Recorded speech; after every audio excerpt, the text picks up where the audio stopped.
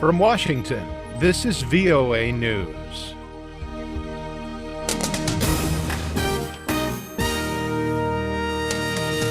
I'm David Byrd reporting. President Barack Obama has repeated his regret Friday for the deaths of two hostages in a U.S. counter-terrorism operation, saying that we all bleed when we lose an American life. Speaking in Washington to members of the U.S. intelligence community, Mr. Obama said the news that American aid worker Warren Weinstein and Italian Giovanni Porto had been killed was hard for him to absorb. We're going to review what happened. We're going to identify the lessons that can be learned and any improvements and changes that can be made. And I know those of you who are here share our determination to continue doing everything we can to prevent the loss of innocent lives. Mr. Obama's comments came just one day after he announced the deaths of the two hostages who were being held by al-Qaeda on the Afghanistan-Pakistan border. A U.S. official told VOA Thursday the two men were killed January 14th during airstrikes by drone aircraft. A U.S. Defense Department official says tensions in the Arabian Sea have lessened over the prospect of Iranian ships delivering weapons to Houthi rebels in Yemen. Pentagon spokesman Colonel Steve Warren told reporters Friday that an Iranian naval convoy headed for Yemen has changed course and now appears to be on course to return to Iran. The Pentagon has deployed U.S. warships to Yemeni waters to ensure that key Gulf shipping channels stay open. Meanwhile, the United Nations says the civilian death toll since a Saudi-led bombing campaign started late last month is estimated at 551, including 115 children.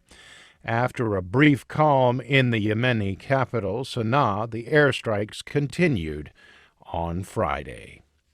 This is VOA News. The United Nations Refugee Agency has praised plans by the European Union to triple its funding for maritime search and rescue operations in the Mediterranean. The UN High Commission for Refugees said Friday that broadening search and rescue operations is an important step. However, UNHCR spokesman Adrian Edwards added that refugees must have some other avenue to get to safety if the problem of refugee deaths at sea is to be solved. Efforts still need to be made to address the root causes pushing people to flee and to support governments in truly protecting refugees and others more effectively, ensuring full respect for their human rights. Europe's border protection agency Frontex also welcomed the decision to increase funding, which resulted from an emergency meeting on migrant safety Thursday in Brussels.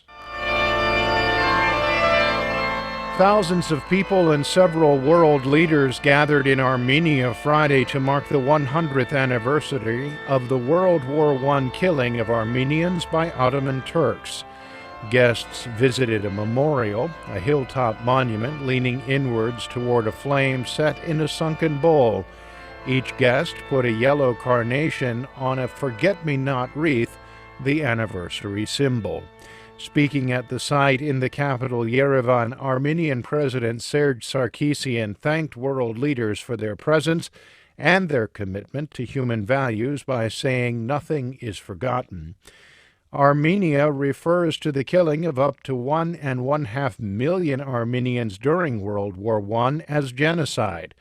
Turkey accepts that many Christian Armenians were killed in fighting during the war, but denies it amounted to genocide.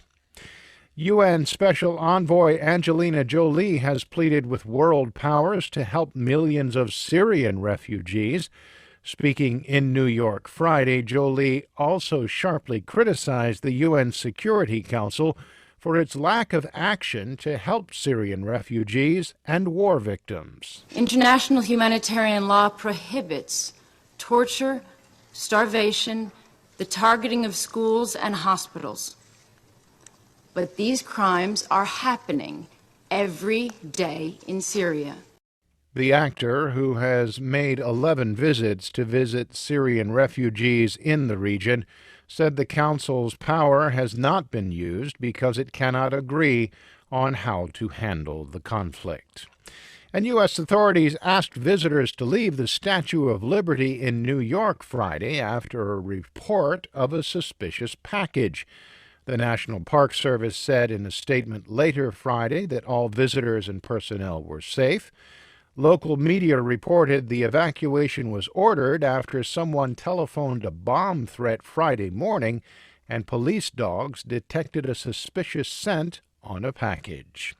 For more on these stories, visit our website, voanews.com. I'm David Byrd in Washington. That's the latest world news from VOA.